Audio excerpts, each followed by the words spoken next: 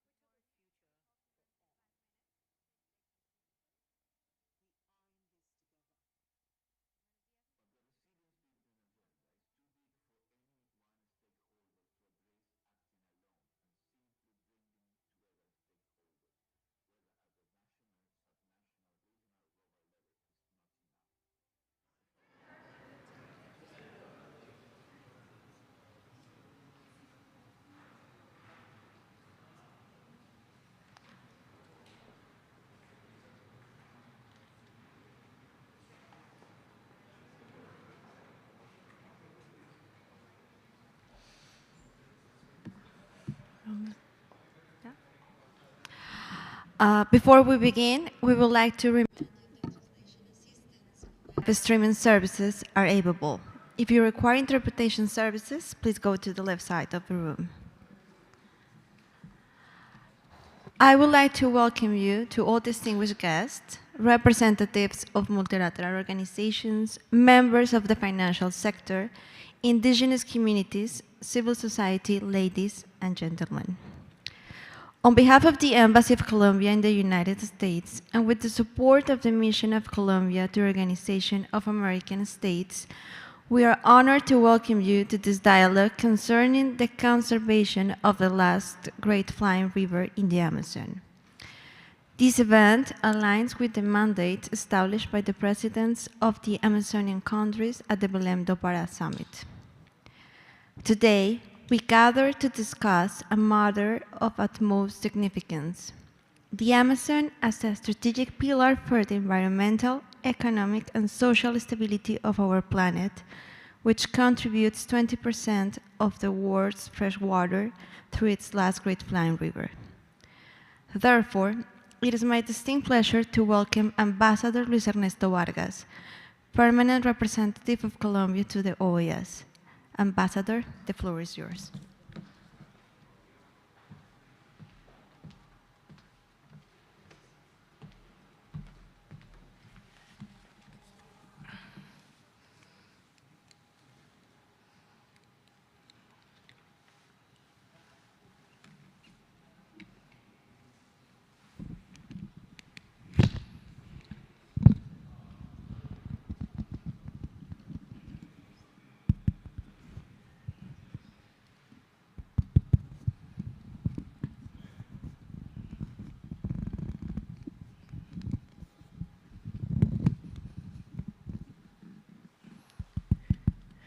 Bueno, muy buenos días. Good morning to all of you. Ladies and gentlemen,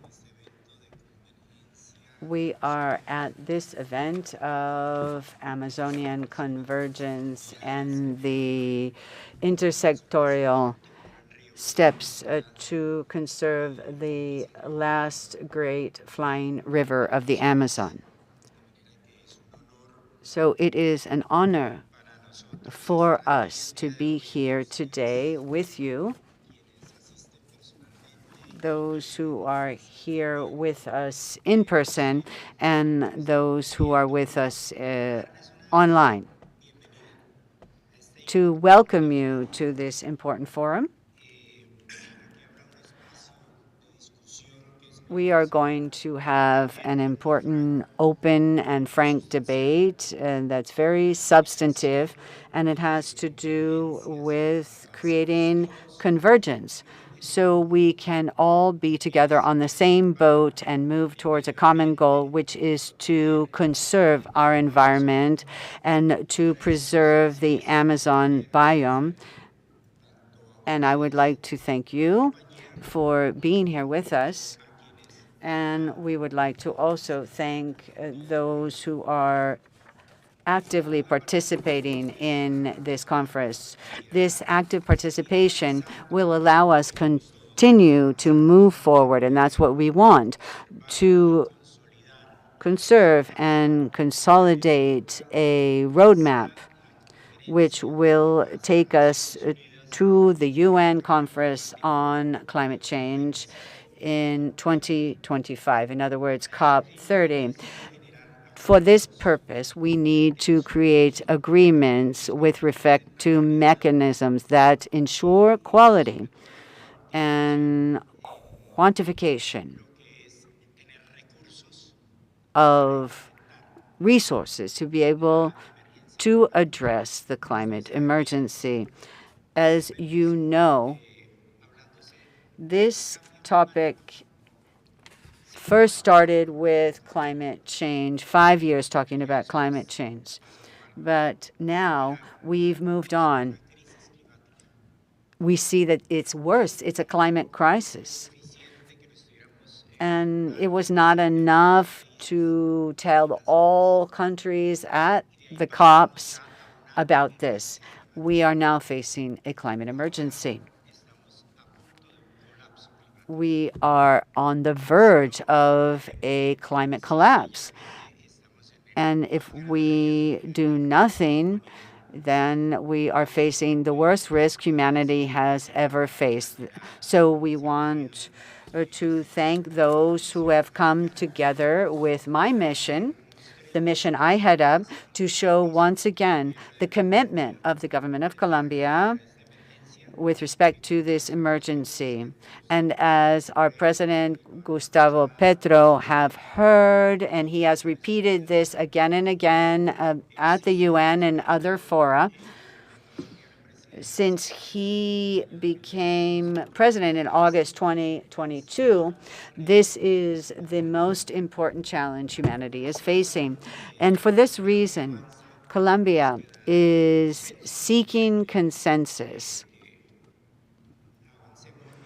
That's what we want to do today, to bring about climate justice and change, conservation of the environment and biodiversity through this kind of events, to lead to initiatives at a multilateral level.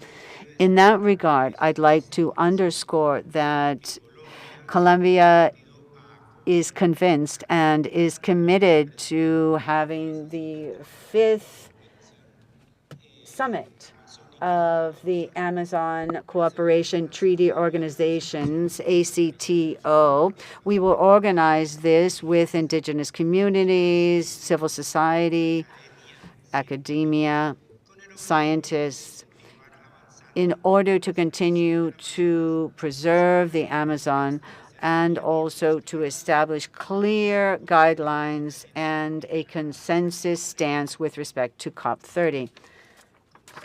As you know, Colombia and Chile, we have formulated before the Inter-American Court of Human Rights a request so that the court provides an advisory opinion in order to provide for guidelines, what government can follow or governments can follow. So, and this is regardless of ideology, because some people have this idea this has to do with ideology. No, the idea is to save humanity because of the climate emergency we are facing.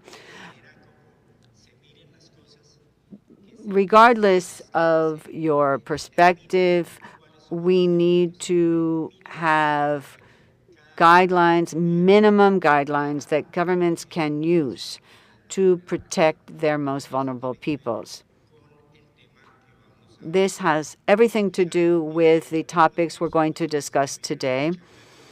And of course, you didn't come here to listen to me, rather to listen to the scientists who are here with us. So I would like to conclude my brief words by wishing you a constructive dialogue and that we move forward in our common agenda to save the Amazon. And I hope that sooner rather than later, we will have positive news from the Inter-American Court of Human Rights and hear about their advisory opinion. We've done everything we can with respect to the court.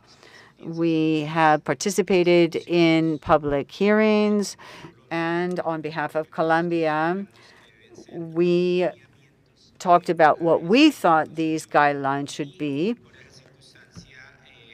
with respect to the advisory opinion, and that's why we have been supporting this idea of an Amazonian convergence and protection of the lungs of the world, which is the Amazon. And several Latin American countries make up the Amazon. And again, welcome. Thank you for being here, and best of luck. I hope this is very, very constructive. Thank you very much, Ambassador. Your support has been invaluable in preparing for this event. Now we will hear from Mark Lambrides, Director of the Department of Sustainable Development of the Organization of American States. Mr. Lambridis, you have the floor.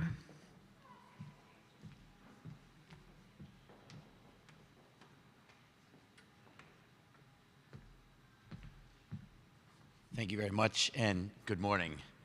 Ambassador Vargas, thank you for those tremendous opening remarks, and thank you to your embassy and to the Permanent Mission for organizing this critical event. Distinguished ambassadors, honorable representatives of Amazonian countries, esteemed indigenous leaders, respected experts, dear friends, on behalf of the Secretary General of the Organization of American States, who sends his regrets and could not be with us today, I'm pleased to extend a most cordial welcome to this, the House of the Americas, this space that belongs to all peoples of our hemisphere. Today we are brought together by a transcendental purpose, the protection of the Amazon's last great flying river. It's no coincidence that as we gather here in this organization, since its foundations, the OAS has sought to coordinate efforts that where we face common challenges that transcend national borders. The Amazon, this immense biological and cultural treasure, is not simply a geographical area shared by several member states.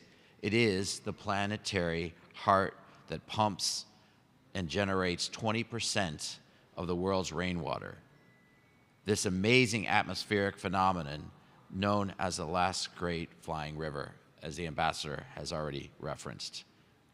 We face inescapable reality. The Amazon is at a critical tipping point with 17% deforestation and risk of ecological collapse if we reach 20 to 25% threshold.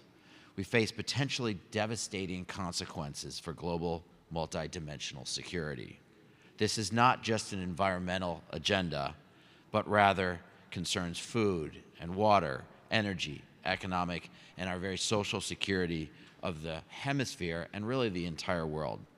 The OAS as a space for hemispheric dialogue enthusiastically welcomes this initiative, which connects many sectors of our societies, from public to private, local communities, and organized civil society.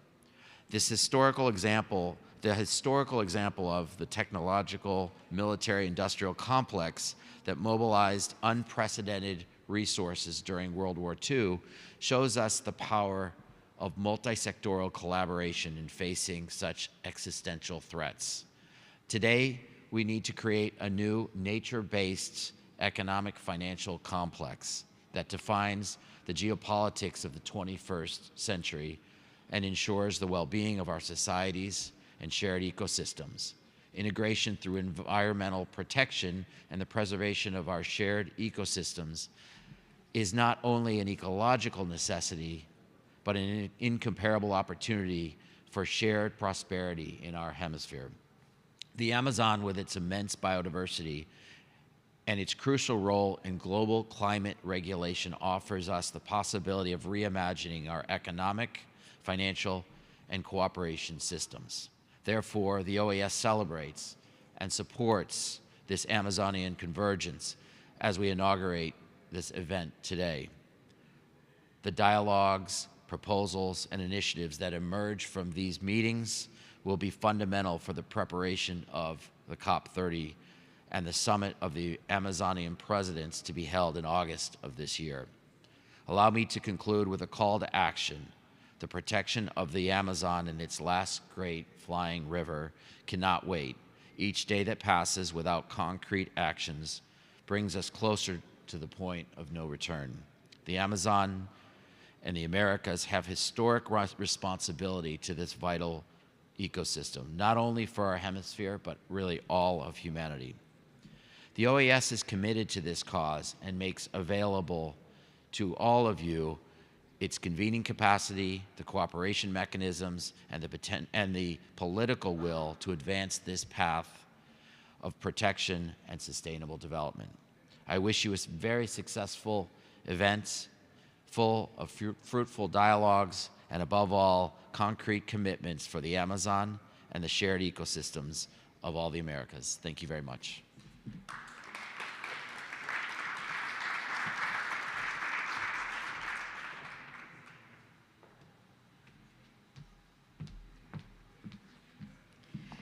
Thank you very much.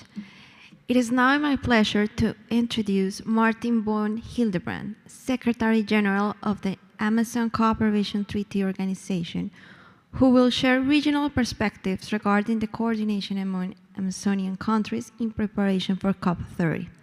Mr. von Hildebrand, the floor is yours.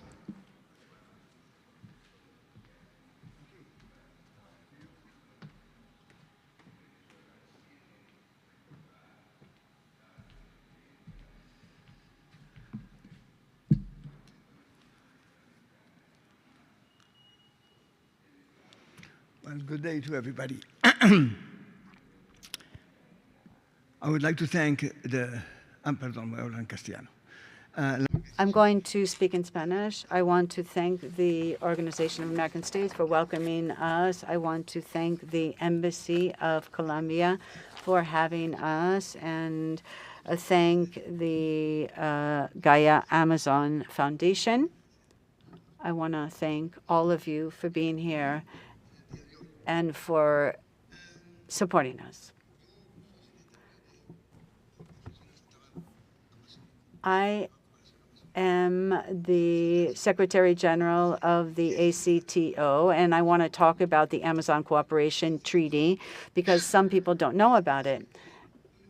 But what's important is it's the only organization that exists that coordinates the 8 Amazonian countries. So when we talk about the Amazon, this is the treaty organization to help cooperation. Now, the treaty are the 8 countries, and I am the Secretary General that coordinates. And so a month ago, I was asked to take on this new task of being Secretary General. I am someone who has lived for 50 years in the Amazon. I have lived mostly with indigenous peoples.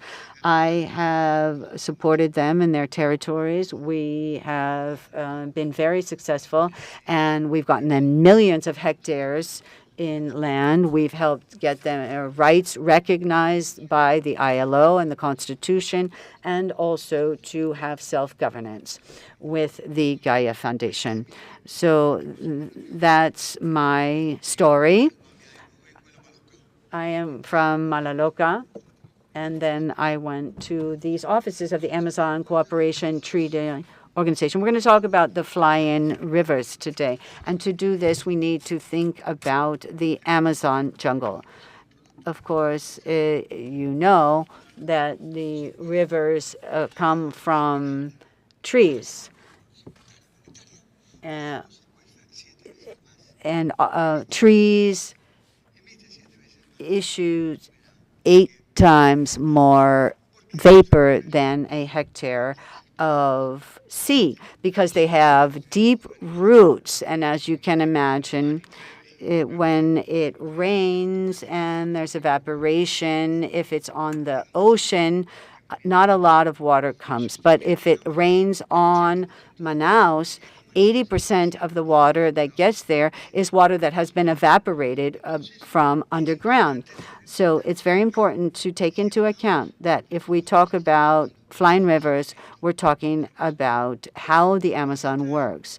I'm not going to get into all the details about the importance of the Amazon. We know from what others have talked about, we have these environmental services with the flying rivers and the evapotranspiration. We have clouds that reflect the sun. It's like a refrigerant system that cools. We also have the greatest biodiversity reserves in the world. Many systems, ecosystems, environmental systems that the Amazon actually offer. 20 billion liters of water a day that go to the Andes. So we depend, those countries around the Amazon, the Andean countries depend on these flying rivers. If we lose the flying rivers. We're losing all the water we have in that region. In Bogota, we are seeing problems with water, in Quito as well. If we lose the water from the Amazon, the flying rivers, it will be a catastrophe for everyone. The main threats, you have underscored these. The main one is deforestation. It's illegal mining, and it was just also mentioned that we have 17% of deforestation in the Amazon. If we get to 20, 25%, we could have a collapse. It could be a savanna and with degraded lands and almost a desert. And if that happens, we will lose 40% of the water, and that will lead to violence. It will lead to migration. So we depend on the Amazon. It has been the backyard of our countries. And in Colombia, it has been true for the Andean countries. Brazil, for example, has had less government presence in the Amazon, and for that reason, we have to make these efforts now, because one of the main problems we're facing is insecurity. Well, what have countries done individually? Well, to begin with, countries have signed biodiversity agreements, climate agreements on sustainable development. This has been important, and efforts have been undertaken to try to stop deforestation with some success. But lately, Colombia has reduced the rate of deforestation 40%, in Brazil 49% at the beginning of this century. With Lula's first government, it was reduced by half, so progress has been made in reducing the rate of deforestation. They have been doing restoration in different areas, and a good example, and I know if we could put up a slide here of a map of indigenous protected territories. Does anyone have control over the slides? Because I think it's a great example of what countries have done. But I don't know if anyone is out there to show slides. This is the deforestation that you're seeing in the Amazon. Next slide, please. Oh, yep, yes. I wanted to underscore this. The countries have recognized the protected areas, which are in yellow, and indigenous territories, which are in yellow. And protected areas are in green. This is interesting because 40% of the Amazon is under some kind of protection system. 25% of the Amazon is indigenous property. So indigenous people must be at the table where decisions are made. Without indigenous people, we cannot save the Amazon because we have to think about connectivity. We have created this. And as you know, when we talk about biodiversity or the Convention on Biodiversity, we're talking about 30-30. 30% of the countries are under 30% of protection by 2030.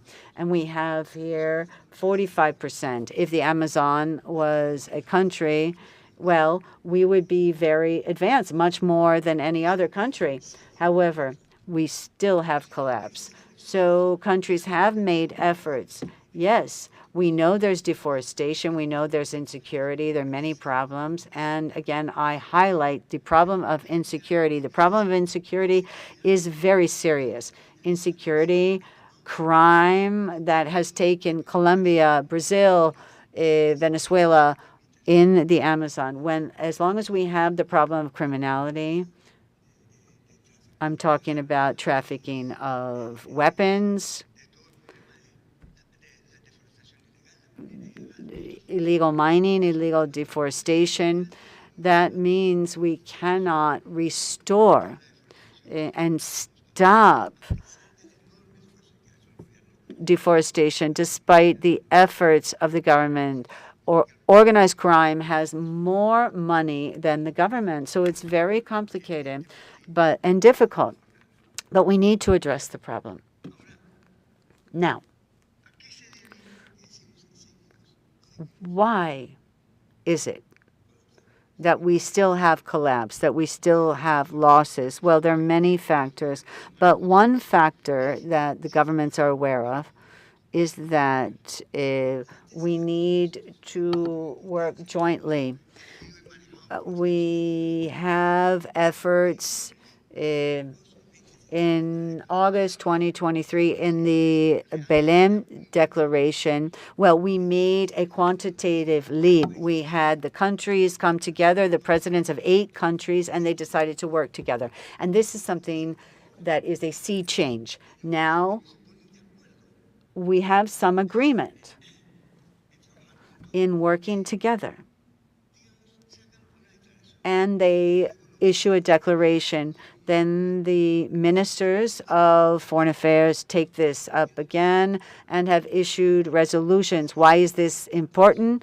Because we need the ministers sitting at the table in the OTCA. But we have the ministers and foreign ministers, and so they're the ones that can help us come up with some solutions. But in this declaration, we have 3 important points. 1, the point of no return. Amongst ourselves, jointly, we need to stop deforestation, because if we get to 20-25%, we will have collapse. We will have this turning point. We need to not get there. That is the essence of everything we're doing in the Amazonian countries. At the center is life. We have private businesses. We have capitalism, but we have the point of no return. And this is fundamental. This is a principle that all countries agree on. And the presidents agreed to this. The second point, and it's fundamental, and we need to highlight it, sustainable development. Of course, we need sustainable development because we have 50 million people that live in the Amazon, and they also need to have a certain well-being.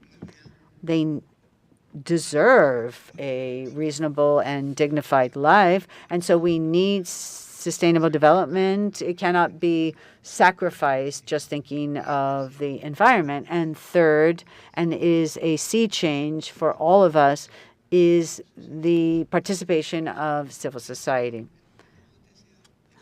The ACTO, which has a responsibility to move all these things forward, was closed heretofore, or it was limited, It was only in the hands of governments, of foreign ministries. Now we have civil society being involved. What does that mean? It is democratic, and also it's because only governments, if we only have governments, they cannot do it alone without campesinos, without local people, without indigenous people. We cannot do it. We need scientists. We need civil society. We need religious movements. Everyone must be involved in building this. So participation is key. Now, among the points that are highlighted in the declaration and the tasks imposed, they talk about security, public security, environmental security. This is crucial. We must fight against crime because criminality in mining, in deforestation is crucial. It is indispensable that we reduce this. When I talk about illegal mining, this is the pollution of water, mercury contamination, deforestation. To defend the Amazon, we must neutralize, to the extent possible, crime.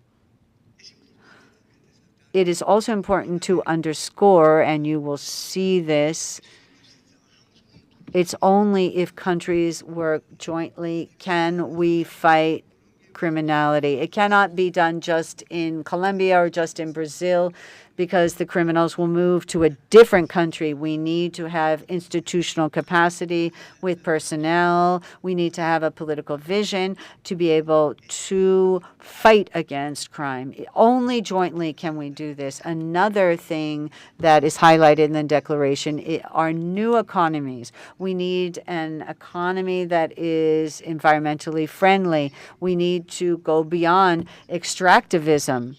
We need to think about the value, the environmental services of these flying rivers. We need to see what are the services the Amazon provide to the rest of the world.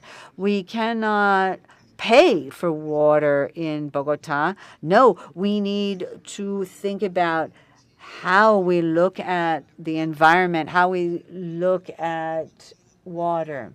I mean, how much is an avocado worth? Okay, fine. How much is a tree worth then? We need to think about that because we put prices on everything. Indigenous people do not put a price on nature, but we need to think about what is the economic value of these services because that's our system. We need to look at science and technology. These are crucial. We know that traditional values and ancestral values and indigenous knowledge has to do with the profound link to the environment. A shaman says, I see the tree, I look at it until I'm connected with it.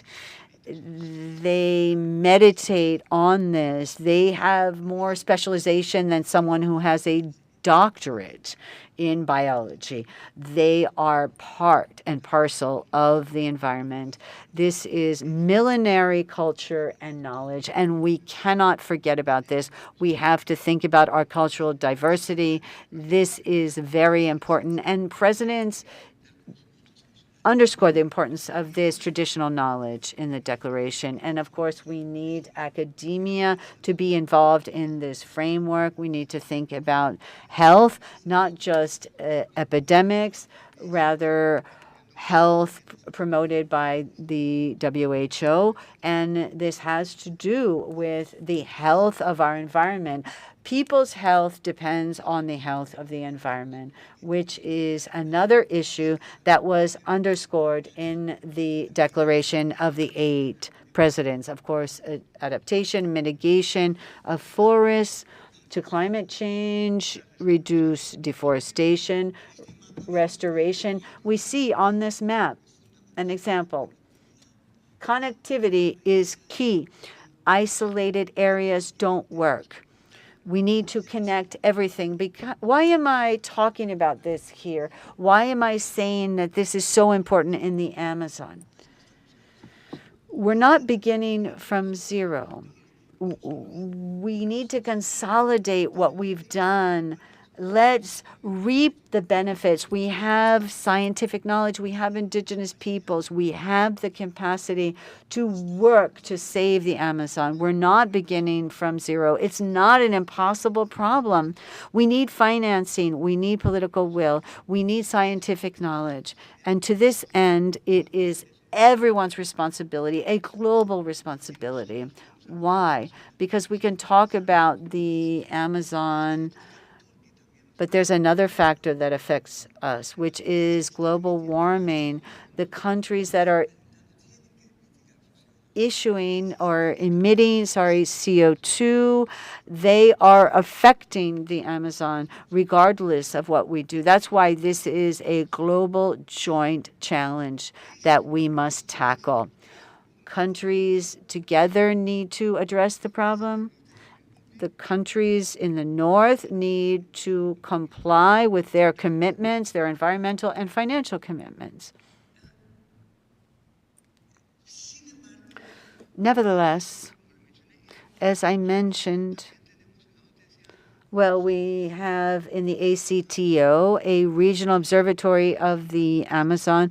We can observe and monitor whether we're reaching this point of no return. We monitor the fires, we monitor the waters, we monitor the forest. When we talk about networks, the 8 countries with their environmental ministries, with their scientists, we have created networks between the specialists to work on these issues. We have been backed a great deal by the Inter-American Development Bank. We've been backed by the World Bank, by Norway. However, we have these networks that work well. We need to strengthen them. We have already done work. These issues are being addressed by agreements, by working groups. We are making progress. There is hope. Despite the terrible situation we find ourselves in, there is hope. And if the Amazon does not work, if it's collapsing, we will have no more flying rivers. One more thing. Today we're talking about COP30. In COP30, we're going to talk about the NDCs, the nationally determined commitments. Every country at Paris said, we're going to do this. We have great specialists in this topic. We're going to commit to mitigate, to restore in some quantity or some proportion by 2030, by 2050. All countries have undertaken commitments. We have reviewed this to see complementarities, to see synergies, and we're going back to this in COP30. Every country has its nationally determined commitments or contributions, but we need more contributions, more commitments where each country says we're going to commit to defending the functionality of the Amazon region. What's the difference? Well, it's not just one country. If we look at the system, the Amazonian system, how does it work? And we defend it together, we are at a qualitatively different level. We're looking at not just the Amazon, how can we mitigate climate change? How can we adapt it? No, we look at it as a system. What is the challenge for COP30? If every country joins in the effort, if every country is mitigating, this is very important, but if we are jointly defending and protecting the ecosystem, protecting the Amazon as an overall system, we're not just talking and negotiating mitigation. We're defending the Amazon as a whole, as a system, and we're at a different level of debate and discussion. We're talking about the Amazon as a whole and not just what one country or another does. So we transcend countries. We've been talking with Brazil, Colombia, Bolivia, Ecuador, all countries, ministries of the environment. We say, we're not asking for anything new. Let's get together. Let's come together to defend this. Let's provide additional resources for this. Let's transcend our little spaces. Let's defend the system. This is a sea change. That is what we are encouraging now. Finally, we're going to COP30. There's very little time before COP30. In August, there is an important meeting of the 8 presidents because they're going to discuss what they're going to take to COP30. If they undertake a new commitment, a new agreement, they can go to COP and defend it together. At the ACTO, we are also going to open up a forum. We're going to invite all of you, and there will be a discussion. There will be a pavilion at the ACTO, and we're going to invite you to discuss Amazonian issues, and governments will also have their fora to discuss and negotiate. In brief,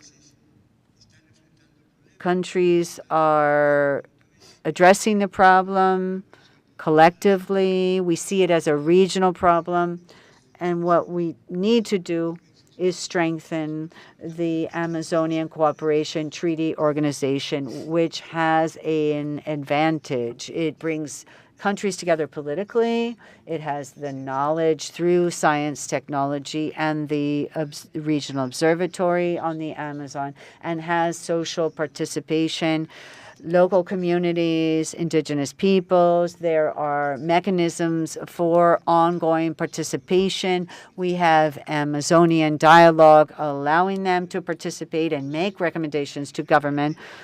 Thus, we are really moving forward, but the idea is to be strengthened, to advance, to get more resources. What we don't have is time. Time is running out. The forest is burning this year. This is the year for COP30. This is when everyone will look at the Amazon. If we cannot achieve this at COP30, thereafter, everyone will forget about us. Thank you so much for listening. I really appreciate it.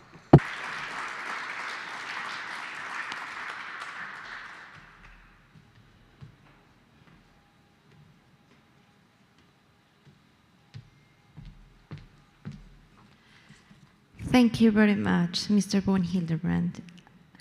We remind you to be aware of the time, since we only have until 11 a.m. Now, we will proceed to watch a video presentation by Dr. Germán Poveda, who will elucidate the phenomenon of the last great flying river of the Amazon. Good morning, everyone. Can you hear me well? Yes, go ahead. Okay, good morning, everyone. It's an honor and a pleasure to contribute to this highly relevant event.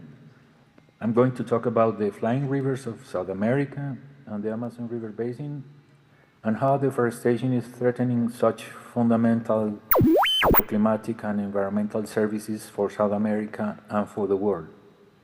Next slide, please.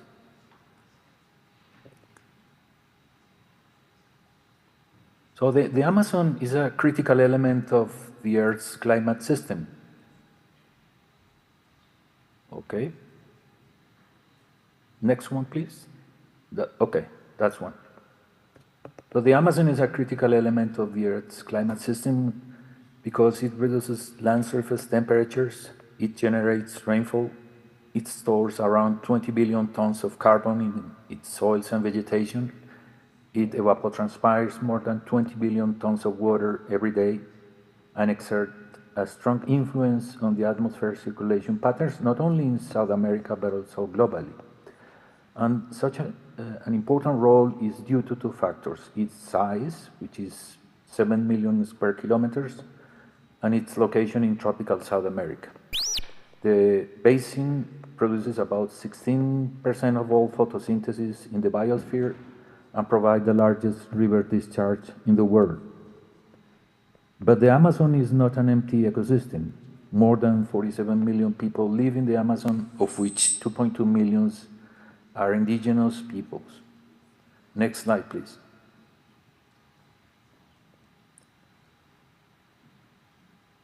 This is a video. Can you? Okay. So fundamental to the function of the Amazon ecosystem is the role of the aerial rivers, which are also known as flying rivers. They are vast atmospheric flows carrying water vapor over long distances. They are fundamental to the global hydrological cycle and contribute to precipitation and regional climates. Here in this animation, we can see how moisture from oceanic and terrestrial sources crosses South America, transported by the trade winds and by several jet streams. In particular, the Orinoco low-level jet transport moisture from the Atlantic Ocean to the Andes, where it shifts south in the form of the South American low-level jet, transporting a tremendous amount of moisture to the southeastern South America, and even reaching to places like the La Plata River Basin and southeastern South America. Next, please. But besides the water vapor evaporated from the Atlantic Ocean and carried inland by the aerial rivers, water vapor required for rainfall in the Amazon comes from the rainforest evapotranspiration. This factor, which is known as recycled rainfall, provides between 35 to 50% of precipitation in the Amazon, and thus the importance of halting deforestation and of recovering degraded forest. Next, please. So in this video, this video shows the two previous mechanisms in action. The video is going to show us the so-called beating of the Amazon hydroclimate. The video illustrates the diurnal and the nocturnal cycle of evapotranspiration over South America. The video has been made with the results of a highly sophisticated climate model, and it is a 3D visualization of humidity over the Amazon basin from December 2004 through March 2005. The green and white areas represent higher levels of moisture, water vapor from oceanic evaporation, and from the rainforest evapotranspiration. And purple areas show lower humidity. As you can see, the Andes form a clear western boundary, and as time progresses, noted at the top right, you can see the shifting extent and concentration of water vapor across the region. You can see how moisture accumulates over the rainforest and is then funneled south and east, illustrating how Amazonian water vapor is transported across the continent. So this computational modeling is very nice, because water vapor, we humans cannot see water vapor, but you can color the water vapor concentration in a computer simulation. As I said, this is a very sophisticated climate model which is able to represent very detailed processes of the interaction between the land and the vegetation and the soils, and also the transport of the winds by the atmospheric patterns. Next, please. So the Andes and the Amazon form a coupled system of mutual feedbacks. That means that the Amazon supplies water vapor via the winds and the aerial rivers to form precipitation in the Andes, but the Andes in turn return liquid water, runoff, sediments, and nutrients to the lowlands of the Amazonia. Of course, this water supply is required for agriculture, for hydropower generation, and many other purposes. For instance, this transport of moisture from the Amazon to the Andes is very important to maintain the water in the Andean glaciers that provide water for cities like Bogota, like Quito, like La Paz, and hundreds of towns in the Andes. And also, this moisture is transported, as I said before, to southeastern South America, reaching regions like the La Plata River Basin and even the regions of Sao Paulo and Rio de Janeiro in Brazil. Next, please. Here you can see a very beautiful photo of a flying river in action, where you see the clouds and the rainfall over the open tropical rainforest of the Amazon River Basin. Next, please. Now I'm going to show you some all the examples of the deforestation as a growing threat to the functioning of the Amazon River Basin. Next slide. Here we show, this is a video. Can you run it, please? Yeah. Here we show the extent of this problem in the Amazon and tropical South America. This video is made with information from the Global Forest Watch of the University of Maryland, showing in red points the dynamics of deforestation between 2001 and 2023. It is estimated that between 18 to 20% of the tropical rainforest has been already deforested, and nearly the same amount of forest has been fragmented and degraded. Next, please. And fires also make part of deforestation in the Amazon and are becoming more frequent and more extended in the recent years. These processes are threatening, of course, the hydroclimatic, biogeochemical, and ecological functioning of the Amazon River basin, which is more worrisome given that fires and droughts feed back on each other in a positive manner that produces, which is contributing to reduce the resilience of the Amazon River basin hydrology. Next, please. Next, please. Next. Next. Next. Thank you. So I'm going to show you just two examples of the impacts of deforestation on the Amazonian hydrology.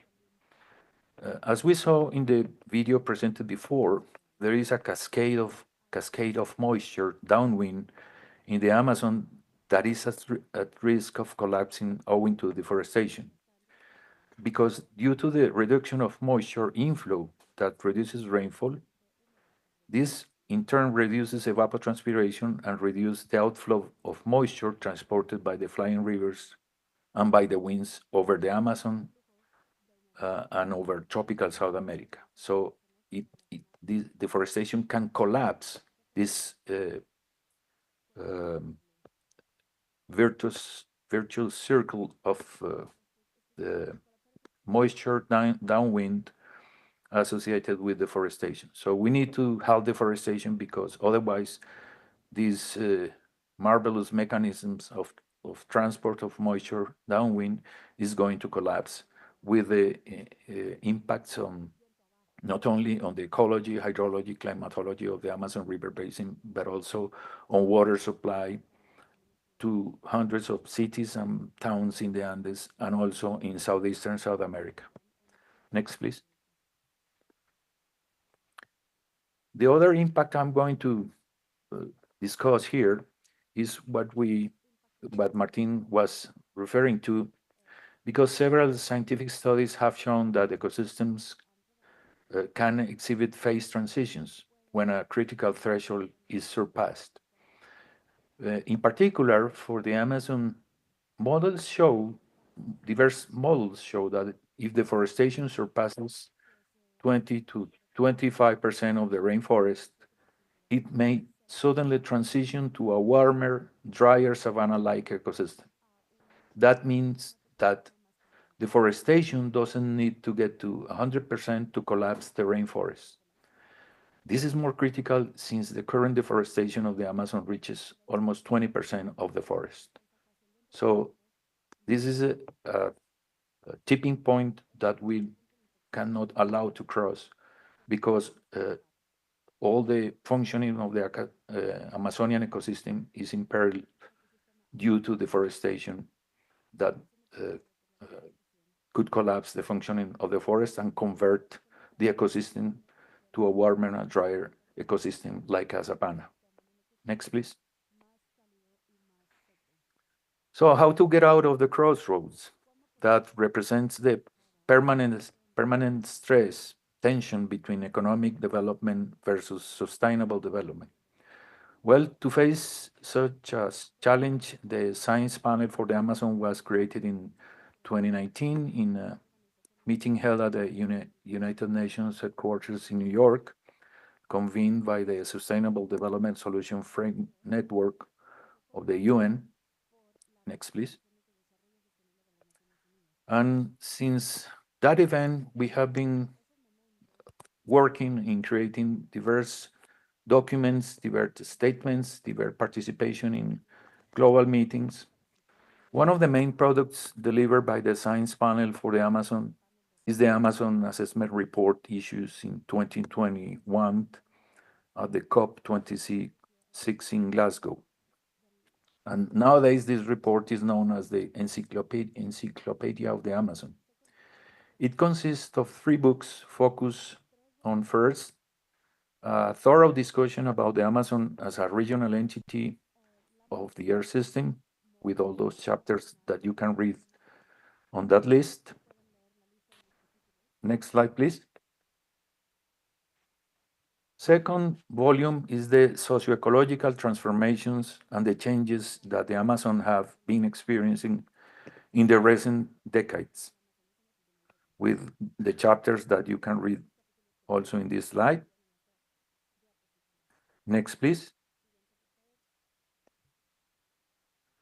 And the third book is the so-called solution space, in the sense that we are proposing a new development model for the Amazon associated with sustainable pathways for the region. Next, please. So the Science Panel for the Amazon has recommended 4 major urgent actions for the region. First, we need to impose a moratorium on deforestation in areas approaching a tipping point. Second, we need to reach zero deforestation and degradation by 2030. Next, please.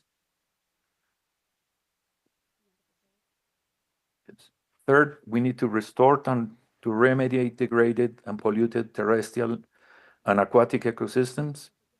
And fourth, we need to develop a vibrant bioeconomy of healthy standing forests and flowing rivers. Next, please. Among the recommendations of the Science Panel for the Amazon is the need to recognize, include, and involve the ancestral environmental knowledge in activities of environmental education and environmental discussions, as well as in decision-making and policy construction in the Amazon. In fact, several indigenous people from the Amazon are co-authors of several chapters of the 2021 assessment report of the Science Panel for the Amazon. Next, please. The Science Panel for the Amazon has also produced a series of policy briefs, as the one shown here, titled A Call for Global Actions to Move the Amazon System Away from a Tipping Point.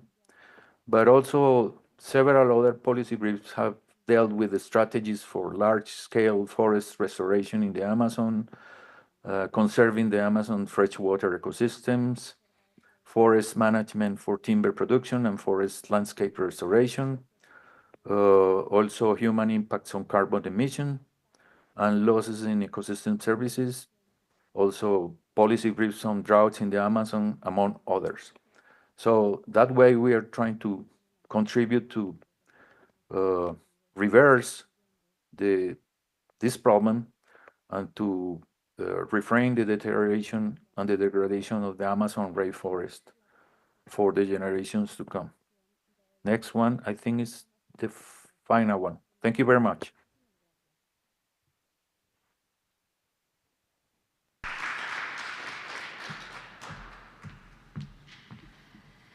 Thank you, Dr. Gamboa, for your presentation.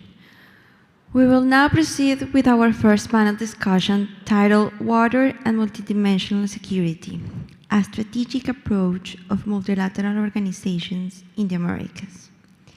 This panel will be moderated by Camilo Santa from the Inter-American Development Bank, who will introduce our esteemed panelists. We invite the panelists and the moderator to the stage, please, and we will be advising each speaker where there are 2 minutes left on your presentation, so you can conclude on your remarks. Thank you.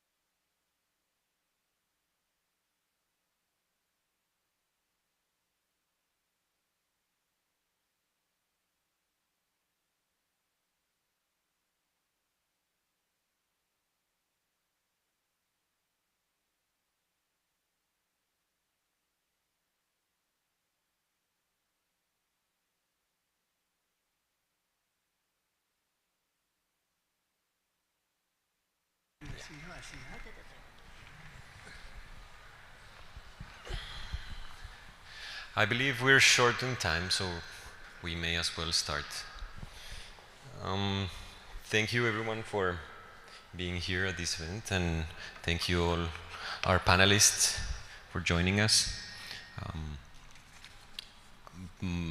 Basically, the idea is to connect the understanding of science and the socioeconomic, basically, emergency we must address in the Amazon region.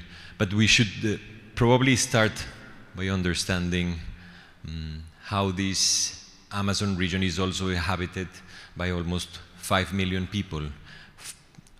50 million people? 50 million people you mentioned.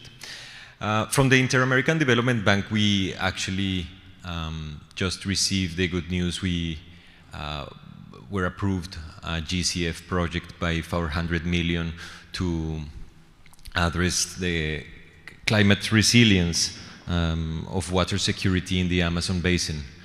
And we hope with this resource we were going to be working in collaboration with your institutions.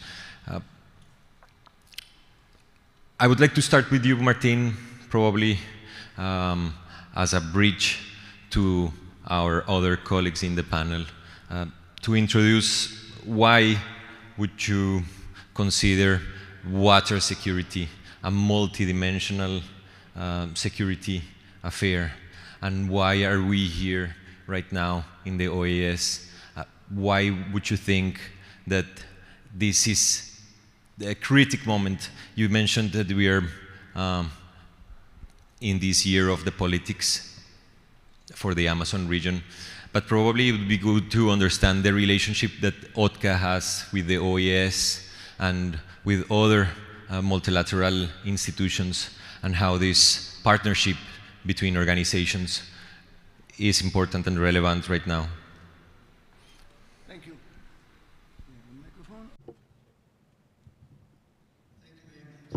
Well, I think we've all mentioned it this morning, so I don't think I will have to go into detail. I think we all mentioned that the Amazon is 20% of the sweet water, agua dulce. We mentioned that the trees in the Amazon produce 22 billion tons of water every day that come up to the Andean area, and Germán Poveda explained it and showed it very clearly how the water actually goes down to the Rio de la Plata, and how the whole economy of the Amazon and of the Andes depends on this flow of water. This some call the flying rivers, others call the aerial rivers, but the fact is that this is fundamental for the survival of the people, not only the rural people in agriculture, but a survival for the urban areas. And if we don't have the water, then we are going to have migrations, we're going to have problems, we're going to have violence. So I think that where we are, the water, and there's no need to explain that water is important for all of us, that's pretty straightforward. And as far as our relationship, we have signed MOUs with, I don't know if you have one with the OEA, but we have sort of collaborated, and we are working on the OEA works on water, works on indigenous people, works on several topics, peace, etc., which we are also working on. So we are close in that sense, and I think we'll be getting together soon to look into that. And then, of course, with the IDB and with the World Bank, we are also collaborating. And, of course, with, I don't know what your organization is called, Ava, but it is the NDC organization, right, that is coordinating all the NDCs. And for us, of course, that is fundamental, because that is the commitments of all the countries from the Paris Agreement. And that is what we precisely are going to look at in COP30 with the new agreements that are going to be established, and the ones, how far have we come. And so, this for the 8 countries is important that we work it together. So I would say that we have a direct relationship between all of us. I'm sorry, you represent which organization? MIT, of course, and of course what is very important with MIT is that we have what they call just the SPA, and that we have Carlos Nobre, who are setting up, and you've said of small models or not models, but the technological systems with the communities that you're setting up so they can give extra value. So from the whole economic point of view, alternative economies for the local, which are environmentally positive and good for, and the solution for the change we have to get into eradicating extractivism, MIT is playing an important role. So yes, we are all together in this panel. Thank you, Martin. And maybe Mark, if you would like to follow on this line. Thank you for having us at the OAS. What is OAS exactly doing in partnership with the ODCA and for the Amazon region? How do you see this water security and multidimensional awareness that we're trying to raise right now? Yeah, thank you for the question, and specifically with regard to OCTA. First of all, the Organization of American States was fundamental in the original foundation of OCTA, actually working with partner countries and helping to establish its founding, and then helping to establish the executive secretariat that Martin now is running. So we have really roots from the very beginning of OCTA. I would suggest that we look forward to a deeper collaboration with you going forward. I would offer up the platform of the OAS and our work in the convening space, the political dialogue, and our technical assistance capabilities to really support OCTA in this fundamental work. Our roots within the Department of Sustainable Development, for which I'm the director, go back 60 years in the area of transboundary water resource management. And whether it's subterranean aquifers, rivers on the surface, or a flying river, all of the water is connected both in the hemisphere and globally. So fundamental to our work. We've been working with many partners, including OCTA, including our good friends at the Nature Conservancy and other organizations over this time frame on programs of transboundary water resource management in areas like La Plata, bringing together the many countries of the La Plata region. In Central America with Trifinio, with transboundary waters, Guatemala, Honduras, and El Salvador, Bermejo, and many other examples. So I think the concept of multinational collaboration and governance all the way to the level of operators of systems and mitigating the threats to water systems, including the critical challenges of deforestation, are really central to our roots and something that we look forward to supporting you within OCTA and all of the institutions here going forward. Thank you, Mark. I would like to follow with you, Marcela, because I believe that this activity of politics, of bridging countries, having this transnational effort, will only work if we are supported by science, understanding, as we've seen, basically, making invisible the invisible, understanding this flying river, understanding how is it that technology can support, for example, in early warning systems, understanding the vulnerability of these 50 million inhabitants of the Amazon region is critical to understand exactly how is it that we're gonna reverse deforestation and actually start the regeneration of this ecosystem, building upon this natural capital and ecosystem services. But where is MIT in this whole organization and collaboration? Where do you see that the support that you're giving to this alliance? What could you share with us today? Thank you, Camilo, and thank you for the invitation. It's an honor to be here with you all. So at MIT, climate change was declared the #1 priority. So the whole institution is looking for ways to support climate work and work specifically to insert scientific knowledge and technology into the challenge. I work at the MIT Environmental Solutions Initiative, and particularly from our program focused on natural climate solutions, we have been developing an approach that combines technology development with community-based planning to support some of the environmental challenges. And we have been working in supporting riverine communities in Amazonian cities, in Leticia and Mocoa in Colombia, and in Iquitos in Peru. And our model has focused on 3 pillars. And one is improving the technological infrastructure that's available to monitor ecosystem changes. The second one is strengthening the participation and the local capacities of the local institutions and communities to participate in this process. And the third one, fostering knowledge co-creation and sharing. And I want to zoom in. I want to offer an example of our work in Mocoa, because it shows how we have been combining the different components in this model. And so as some of you might know, Mocoa is a city in the Amazon Piedmont. It had a devastating landslide in 2017.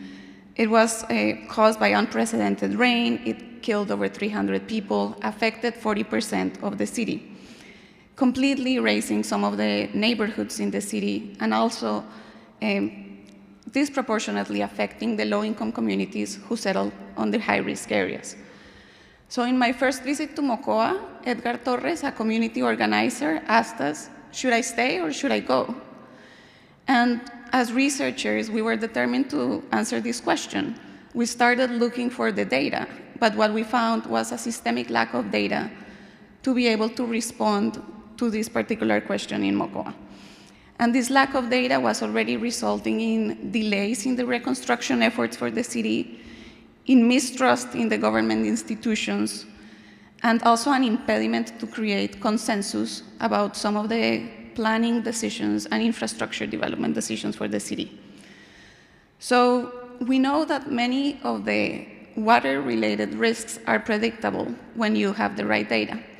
But it was a particularly hard challenge in Mocoa to collect the type of data that was needed. On one side, the mountains around the city of Mocoa are high slopes, covered in dense tropical forest, and very hard to access with traditional survey methods.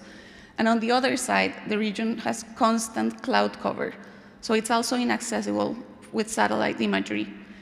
So we started this engagement process. We met with over 40 institutions in Mocoa, in Bogota, here in Washington, D.C., and we created an alliance joining forces with the CAF Development Bank of Latin America, Corpo Amazonia, the Ministry of Environment, among many others, and launched a project to test the use of new technologies, such as drones and AI, to predict landslide susceptibility. So in this process, we trained the local pilots in drone data collection using LiDAR sensors. We created the architecture and the machine learning models to predict landslide susceptibility with 92% accuracy. And we also established a robust governance mechanism that included a community researchers network, so an innovative mechanism to strengthen participation from community members and to also start building trust in the data, which was one of the aspects that was lacking in Mocoa. So now we are in the final stages of the project, of the pilot project, and we know that this type of data could have many more uses because we have highly 3D scans of the forest. So it would be possible, for example, to monitor land degradation or changes to the structure of the forest. It would also be possible to monitor the populations of certain species of interest for the bioeconomy. So many more uses could be built up upon these models. But the other aspect of it is that machine learning and AI models are dependent on the quality and the quantity of the data. So when we look at these models, we also need to think about the task force of local data collection that needs to be created. And when we start to think about this process regionally, like these models could become much more informative to all sorts of predictable climate risks and not just landslides. Thank you, Marcela. it's really incredible the opportunity that we now have to understand the potentials of biotechnology, bioeconomy, to tackle the vulnerability of this population that, as Martin shared with us, is also the main drivers of deforestation. I mean, we cannot basically protect the Amazon if we are not taking care of the people that live in the Amazon. And in that sense, I mean, Pablo, the work that you're doing in the NDC Partnership Alliance, I mean, is also around creating partnerships, understanding the capillarity of the commitments, not only towards climate change, but also around nature and biodiversity, on understanding this asset, basically, that we have and that we need so much, not only for the region of South America, but for the world, as we've seen and understood. Could you tell us a little bit more about this NDC partnership? How are you using information, science, as Marcela shared, also to engage in these collaborations in different levels, in the policy also between national governments and subnational governments? Thank you. Thank you very much for the invitation. It's great to be part of this conversation. The NDC Partnership is an international coalition that brings together countries developed and developing and international institutions, over 230 of those, to support developing countries advance their climate commitments through the development or updating of their nationally determined contributions or their country plans, or implementing them. And this is done in a way that looks not only at the specific process under the Paris Agreement, but very much connects the view of climate action and development, linking the two together. And of course, that brings together the conversations about biodiversity protection, pollution, basically tackling the triple planetary crisis that we live today in an effective way, because on the ground, of course, everything is combined. And this is where you see, for example, water as a critical element, because of course, it's on the one hand impacted by those crises, but also it's a critical solution to move forward. And that's where we need to have clear science, clear understanding, but at the same time, policies in place. You need to have the ownership and the drive and the coordination of all the relevant stakeholders on the ground to advance that sustainable development that needs to happen. So we start with supporting countries with their commitments to the international accords. You know, we have one on biodiversity, one on climate change, one on reduction of desertification. Those commitments that come from the countries are critical to drive action. They can be then embedded into national policies and send a clear signal in terms of the direction of travel of a government in terms of their development. And if we make sure that those include water as a cross-cutting element, we can make sure that the implementability of those and the effective mobilization of finance is better.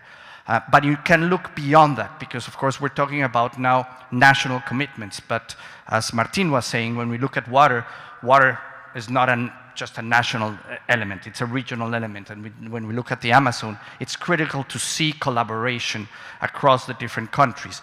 So one of the things that we were discussing with Martin is how can we put a seed in the NDCs this year, because countries need to submit their NDCs in Belém or before Belém at COP30. And that will set the tone for the next 10 years of action based on those. How can we plant a specific seed from all countries in the region that will allow them to then effectively collaborate in the implementation? And in doing so, also send a strong message, because the main challenge that countries are facing today is how to effectively mobilize finance to do those things. They can commit to a lot, but if they can't mobilize finance at scale, it won't happen. So effectively, by bringing this collective effort and using spaces like COP30, but also the Amazon Summit in Bogota, then you're sending that political message that will allow to bring relevant stakeholders to the table, private, public, to try to drive that sustainable development in the region and to reduce the deforestation, which is the #1 area for emissions greenhouse gas emissions by the countries in the region. No? It's very different from the rest of the world where energy, in most of the cases, is the biggest source of greenhouse gas emissions. And it's a lot more challenging. We now have the technologies, we have the financial systems to tackle the energy challenge with renewables, with efficiency, with electric vehicles, et cetera, but we don't have that same system that will allow countries to tackle deforestation, to drive restoration of ecosystems, to protect the forests in an effective way that brings the finance at the scale that is necessary. So great news to hear how organizations like the IDB are committing important resources to drive this. But as you very well know, we need to bring the private sector to get to the right scale. And we need to have the right plans for that sustainable development to thrive in those regions. So a lot needs to be done. It needs to be based on finance that makes sense. It needs to be built on science and on the right policies. And it needs to be a collective effort, bringing together collaboration across the government, across society, and at the regional and international level. Thank you so much, Pablo. You have actually started to introduce our next panel about innovative finance and how to close the gap. But before I give the floor to my good friend Juan Carlos, who's going to be moderating that panel, and given though we don't have the time for a second question each, but maybe you want to share a last thought with the audience. Maybe you have a short, very brief reflection before we leave. Sure, thank you. I think we have the elements in place for countries to find the way to commit to strong action, but we don't have the vehicles to drive effective implementation and mobilization of finance. And that's where I think that nexus approaches are critical. You know, how we bring together different elements. I don't know, climate, water, energy, or water, biodiversity, food, because that allows to bring the different commitments together and to drive more effectively the implementation of actions and mobilization of finance. And I think that the Amazon is a perfect region for those kinds of nexus approaches to drive action and transformational action on the ground. And I think it was very well described by the 3 points under the OTCA that Martin was describing that can enable that collaboration, bringing the different sectors and the different stakeholders to advance action. I think we are in the challenge of translating data to knowledge and to action. And in that chain is where we need like the role of the different actors, and the multi-sector and intercultural collaborations are critical. Because from academia, we can contribute a specific aspect of it, but then we need to work closer together on the challenge of being able to translate that knowledge into actions in the territory. Thanks, Marcela. I'll just conclude saying the conversation today in many ways gives me hope, because we have representation, just the tip of the framework of what is potential for collaboration. I mean, you know, highly respected university committing itself to the world's most urgent challenge, NDC partnerships, which in partnership with institutions like the GEF, GCF, World Bank, and the multitude of institutions, the regional banks represented by IDB, but CAF and others, and the regional institutions like OCDE that take on a specific regional challenge, but for global benefit. I think that together we offer the potential to really address this critical challenge.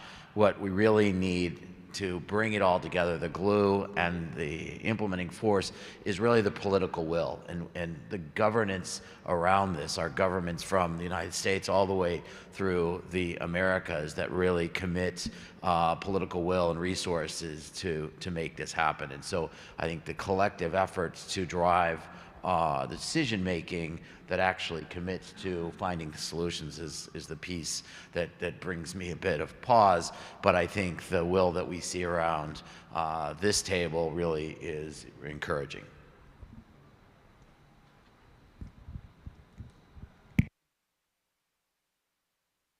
Thank you. I think there are a few points. One point I think fundamental is that when we're talking about the Amazon, we must see it as a system, as an ecosystem, all those 8 countries, and each country is doing what they have to do. it still brings them together because everything is interrelated. And if we don't understand how the system works, we will be tackling each point, but we will not really be tackling the whole system and the key points. That's one. I think another point which is important here is the participation of everybody. We have to get the participation of the local communities because they are the ones that live on the ground and they are the ones that ultimately see how we're going to protect the rainforest. They are the ones that are there. A third point I think important to highlight is that when we talk about the Amazon, we are combining, we're bringing together biodiversity and the climate, right? Biodiversity Convention and the Climate Convention. I think this is fundamental because they, in many ways, they do come together, particularly in the rainforest. And the last point I'd like to highlight, we don't have time. The time is gone. We've wasted it. And we haven't done what we have to do. We have 5 months for the meeting of the 8 presidents where they will decide what goes to COP30.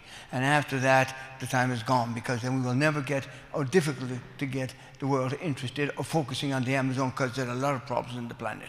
So this is the moment that we have to take action. Thank you all. I mean, for IDB, we are honored to be supporting governments and the region to value natural capital and ecosystem services and include them into the national accounts to understand development planning and probably what you've all said. We cannot wait for someone to come and save the region or come and solve everything. It has to be an empowerment from the people in the ground, from the countries who must raise to the challenge and use the capabilities we already have. We already know what we need to do. So thank you all. Thank you for the organization of the event. Let's follow with the logistics. Thank you.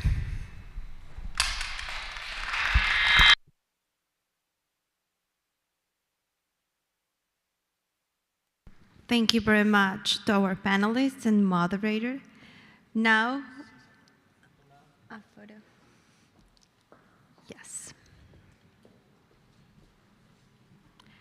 While they're taking the picture, we will move on to our second panel titled Innovative Financial Mechanisms for the Protection of the Amazon Region and the Preservation of the Global Water Security.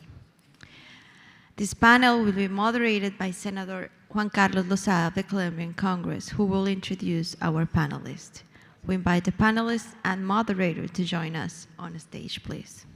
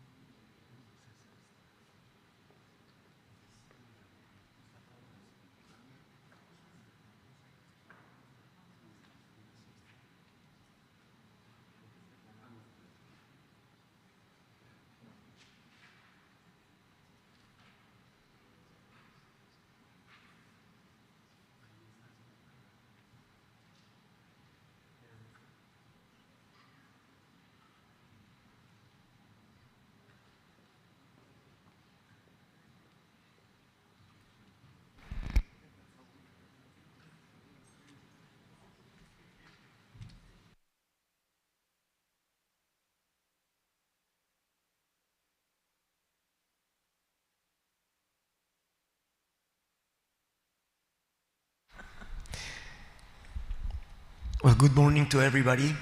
My name is Juan Carlos Lozada. I'm a member of Colombian Parliament and been working for many years in Amazonian issues like the deforestation, also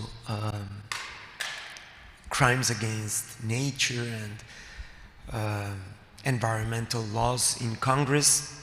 And for me, it's a very big honor to be here and be able to present this panel and talk to some of the biggest experts in financing of the Amazons, and also trying to look for a way of financing the conservation of the Amazon, especially the last great flying river, which is the main theme of what we're doing here this morning. So thank you so much to the OAS, or OEA in Spanish, for the invitation and the beautiful setting. And also thank you so much to Gaia Amazonas for always including us as parliamentarians. We have another parliamentarian here in this panel, Senator Estrada, indigenous parliamentarian from Vaupés in Colombia. We will be hearing from him in a minute. We have a set of extraordinary panelists. I think only one of them is just walking. She will walk in, Svetlana from the World Bank. But we have already here Meg Symington, who is the president of Global Integrated Programs for WWF, which actually does an extraordinary work also in Colombia. We have with us, as I mentioned, Senator Estrada. He comes from an indigenous community in the Vaupés in Colombia.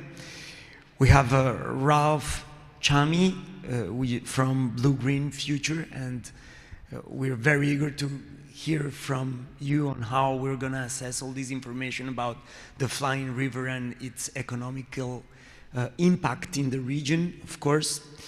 And we have my very good friend Francis von Hildebrand, who is, of course, the leader at Gaia Amazonas for the past 20 years. So for us, it's a very big honor to have you here, Francis.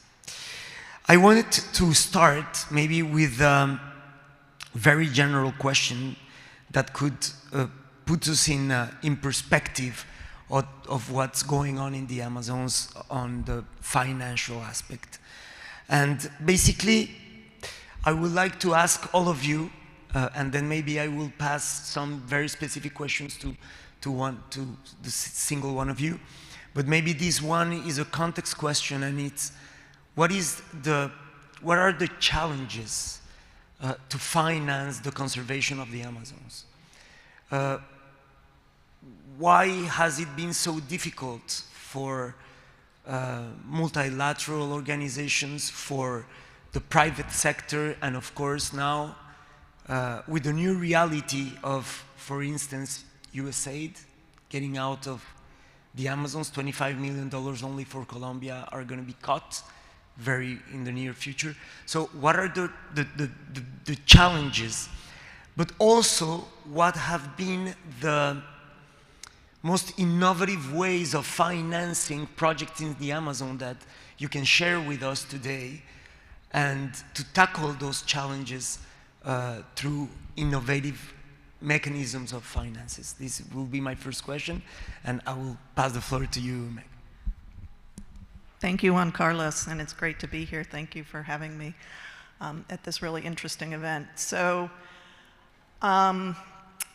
we know if we want to maintain the hydrological cycle in the Amazon, we need to stop deforestation. We need to stop it now. The urgency is real with the tipping point looming. So we also know that the most effective means of stopping deforestation are protected areas and indigenous territories. We have good evidence that those stop deforestation. I work for WWF, World Wildlife Fund, and we have been working in the Amazon for many, many years. And we have found a model that we call Project Finance for Permanence, or PFPs, that we've been using to support systems of conservation areas at large scale for long-term financial sustainability. Protected areas in the Amazon have grown enormously over the last 30 years, but funding flows from governments haven't kept up, and that's the main problem we have. So how can we develop innovative financial instruments that allow governments to, over time, take on the full amount of funding that they need to run these systems of conservation areas? What the PFP model does is it is two key pillars. It's a very detailed conservation plan linked to a financial model that allows all of the fundraising and all of the funds needed to be identified up front. So you don't have any funding shortfalls over the course of these long-term projects.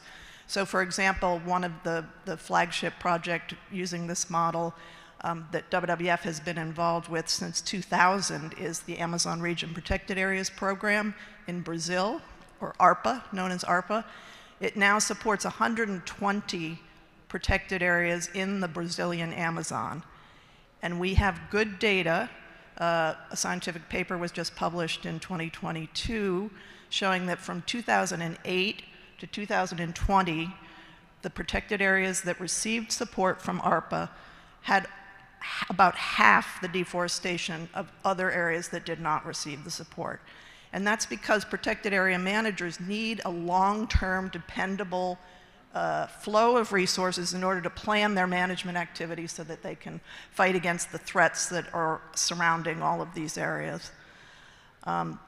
We then have taken that model from Brazil and replicated it in Peru. Patrimonio del Perú is supports all 16 national protected areas in the Peruvian Amazon. And in Colombia, we have Herencia Colombia, which is a whole national initiative that has a big landscape in the Amazon that is being supported through that program. Altogether, those three programs secure financial sustainability for about 12% of the Amazon. So it really is a large-scale initiative. So one of the other things, though, that we've realized in the course of working on these programs is it's not enough just to protect. You need to build the sustainable development in that allow people to benefit from living in these areas, or to not have motivations and incentives to destroy the forest. So we're now adding on to ARPA in Brazil with an initiative we're calling ARPA Comunidades, which is basically taking the 60 sustainable use areas that are part of ARPA and developing real support for the value chains for the non-timber forest products and other livelihoods that the people there need to survive. And that way they can become stewards, they can have an incentive to conserve that forest over the long term. So that's just what I wanted to share, and thank you very much. Thank you, Megan. Maybe we can pass the floor to Senator Estrada. So I'm just going to say the question in Spanish. Senador, la pregunta general era... The general question, sir, was to know what are the most important challenges for the financing to conserve the Amazon, and what are the most innovative mechanisms that have been implemented to date with respect to financing for the Amazon to achieve conservation of the flying rivers and of the communities that live in the area. Thank you, Juan Carlos, my colleague. And I wanted to greet all the participants and the audience. Thank you for being here and for sharing. And Juan Carlos, well, I don't speak English at all. I wanted to thank the Gaia Foundation for the invitation. Thank Martin for heading up the ACTO, the Amazon Cooperation Treaty Organization. And I also wanted to say that I agreed with what Martin said. Excellent presentation. It's right on the mark. And I also wanted to thank our ambassador to the OAS. Decir que venía pensando en estos días desde la oficina cuando miro Well, when I look at the innovations, the financial innovations that are going on, in my office, we were talking about this. We wanted to understand what is a financial innovation. Because we've been talking about the economic system. Because there's difference between something that's financial and something that's economic. Financial is predetermined. These are decisions made externally and then are imposed. And in our case, at an indigenous territorial level, we need to define this. Is it coming from outside or in being imposed, or is this a joint decision? Those who are going to be impacted by those resources, which are indigenous territories, campesinos, everyone that is there in the great Amazon region, and that includes governments, regional governments, and also, generally speaking, including all of the participants. And we have a great discussion there. We, from the Polynesian Sea, we consider that this event is crucial. We believe that this is where we need to start participating. We believe that society in general needs to get together because we're discussing how we are going to survive, we human beings. It is not about to determine who is going to provide more money and how they do it. No, the discussion has to do with the survival of the human race. Because in our cultures, where our cultures consider that it's already burnt, it's already frozen, it's already flooded. That is our history. So there are rules to prevent this from happening or again. So in terms of the financial topic, Martin already mentioned this, and this is important. I am going to repeat it. It is not about how much money is entering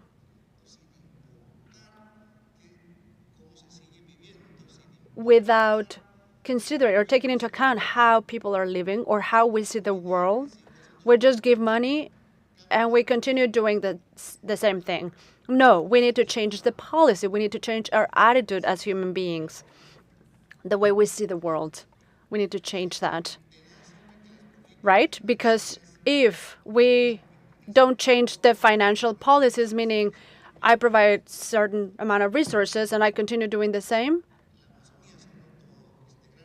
the Amazon, this great river, is going to get to the point of no return. And that's not it's not important. We break the rules in terms of diets, for example, the seasons, the ecological calendar. We don't follow the rules of Uturparin or of Urgé or Marombear, which is a right. If we don't follow the tradition that our predecessors started, the human race is going to disappear. The earth is going to disappear because we will be breaking that cycle. So we need to change that economic policy, but also the way we think, the way we act. We do believe in this. That is why, Juan Carlos, I want to ask to do this type of event again. It is a good start so that everybody can participate, to make indigenous peoples participate, to share their knowledge all those people who live in the Amazon region so that we can understand each other and we can all contribute so that the great river does not die. Because if the river dies, then humanity will die as well, because we're all the sons and daughters of the same creator. We all need water, we all need sun, we all need nature, everything that is around us. Thank you very much. Gracias, senador. Thank you, Senator. With you, Ralph. Of course, in the last panel, one of the panelists was saying that maybe one of the biggest challenges has to do with data and the difficulty of quantifying, for instance, what the flying river represents. I know you have a project for that, and maybe that will be one of the most innovative solutions to be able to tell the world as a region, the 8 countries, to be able to tell the world what this river really represents, not only in terms of conservation and indigenous community, but also for the whole world in terms of economics, for instance. So we would like to hear from you on that subject. Sure. Thank you, Juan Carlos. Thank you, Francisco, for the invite. So let me just start at a 40,000-foot level and then just funnel down to this. Nature is incredibly important. I mean, I'm a financial economist. We refer to nature as macro, critical to the economy, critical to our own survival. So you would think with the science, not only about the Amazon, but about nature and what it does for us, and the data and the proofs that we have, you would think it's a no-brainer. Money should be coming in to protect and safeguard nature. But actually, if you look at the amount of money that is dedicated to nature itself, it's woefully short.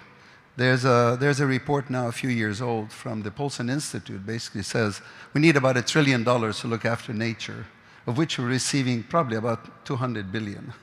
And that's $1 trillion a year, per year. So we have a gap of about 800 billion per year. The numbers may differ, but it's really in the hundreds of billions. So if philanthropy is not enough and governments are distracted, where will the gap come from? Because if we don't bridge that gap, we are going to be witnessing during our own lifetime the demise of nature itself and its biodiversity. And I'm sorry to say with us, our own species becomes at risk. So where's that money going to come from? Well, the only sector left that hasn't really come into this space is the financial sector, the markets themselves. Because philanthropy has shown its limits, governments have shown their limits, and what's left is can we make the point to the markets that you have an incentive in the protection and restoration of nature. Guess what? Let me fast forward. A few days ago, the largest asset management company in the world with trillions of dollars under management, that is BlackRock, they issued a report. First statement in the report, it says, natural capital is a new asset class. Behold, that means what they're really saying is, what is natural capital? Is the stock and the flows. It's fauna and flora. By the way, natural capital, we are part of natural capital, just to remind everybody. So what they're saying is nature is a new asset class. What does that mean? Because when I was listening to my colleagues, and I've been in this forum many times now, when we talk about conservation, it's always with a cost proposition. We need to protect, and everybody starts thinking, oh my God, it's going to cost us. What we have never looked at is what is the benefit? What is the revenue side of the equation? That's what's been missing. What the financial sector is now saying, we've seen the potential revenue from nature being looked at as an asset. But not nature, let me clarify, not extracted nature, not dead nature. That we've abused and used. We're talking about nature living for itself. So when we look at the Amazon, when we look at the last flying river, that's the Amazon living for itself, meaning aware of itself, is producing this amazing flow of moisture which turns into water, right, and rainfall in the Amazon basin and abroad. What is the value of it? That's where we come in. What is the value, and what is the value at risk? Because we're talking about the risk of losing all of this. So what we're interested in, I'll fast forward to what we're doing, trying to do, is what is the value at risk from the loss of the Amazon forest, not only to the Amazon itself, but across the globe. And when you take something that is local or regional, and then you showcase to the rest of the world that, hey, you're also going to be impacted and affected financially, socially, politically, then everybody would have suddenly, and you can put a dollar amount to it. I spent 25 years at the IMF, okay? You can talk about biodiversity till you're blue in the face. If you cannot attach a dollar amount to it, no one is paying attention to you. What we can do is, if the data is here, if the science, that's why you have to start with the science, the data, then the financial side of this equation, which is what BlackRock is saying, can we look at nature as an asset class? Nature living for itself, living and thriving nature, and the answer is yes. So, bref, yes, we can look at the flying river, and we have to be informed by the science, by the data. Where does that flying river go? How does it impact the economies of the countries where that rainfall is falling? And then what we can do is funnel down to what sectors are impacted. No-brainer, agriculture, I'm sure, hydro, electricity, all these things. And if we can get enough data, sectoral data, we can then calculate all of that and then go back and say, look, that standing forest is impacting not only the Amazon basin, but regionally and globally, and we can attach the dollar amount. Then, I tell you, because I spent 25 years on the policy side, then the politicians and the policymakers would be interested. But the financial sector would be interested because it's affecting their bottom line.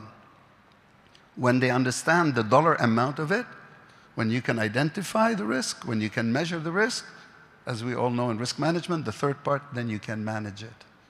And here would be, what can the world do to protect its own interest in the Amazon basin?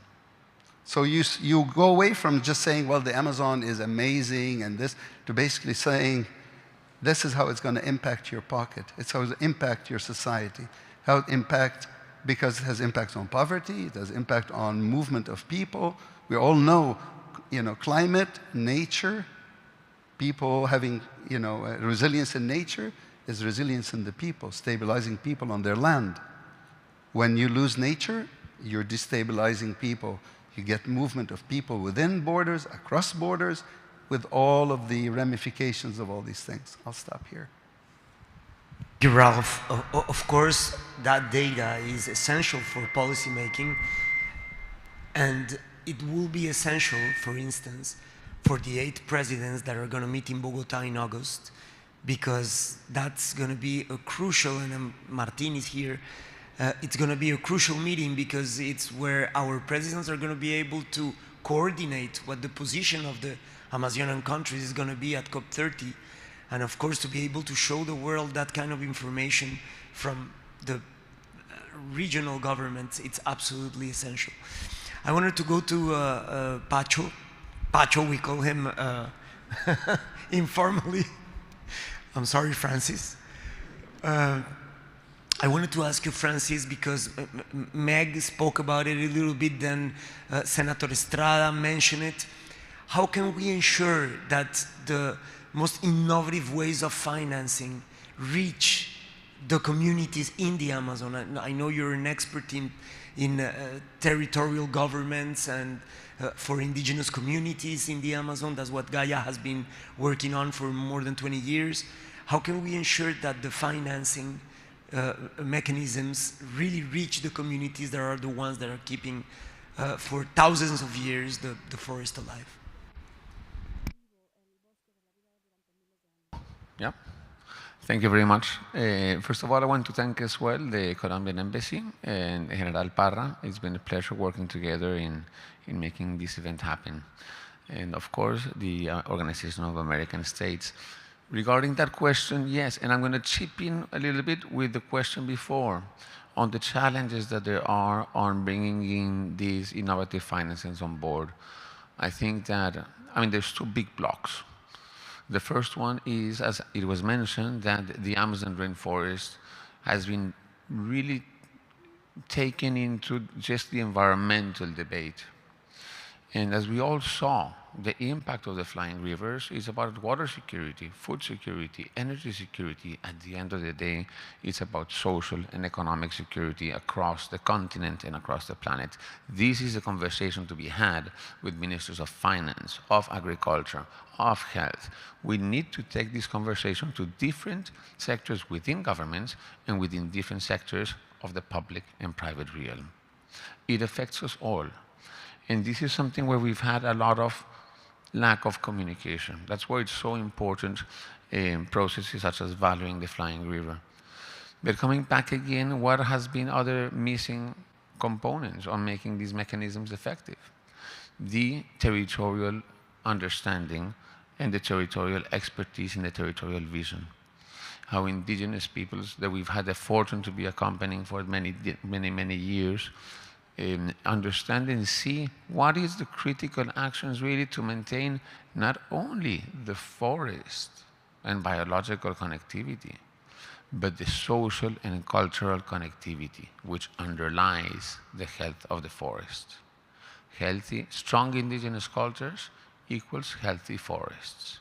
So there's so many dimensions that go into this.